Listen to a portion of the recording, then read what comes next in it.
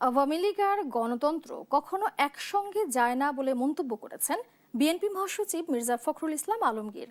মঙ্গলবার সকালে জাতীয় প্রেসক্লাবে ফেডারেল সাংবাদিক ইউনিয়ন ও ঢাকা সাংবাদিক ইউনিয়নের যৌথ আয়োজনে এক আলোচনা সভায় তিনি এ মন্তব্য করেন।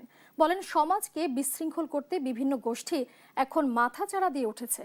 জানান, ফ্যাসিবাদ বিরোধী শক্তিগুলো এখন আর ঐক্যবদ্ধ থাকতে পারছে না। স্থানীয় সরকার মন্ত্রী আরো বলেন, সরকার গণমাধ্যম কর্মীদের জন্য কাজ করছে, কিন্তু মালিকপক্ষ তাদের সংবাদ কর্মীদের উপরে নির্যাতন চালিয়েই যাচ্ছে। বন্ধ হয়ে যাওয়া গণমাধ্যমগুলো আবার চালু করার দাবি জানান বিএনপি মহাসচিব।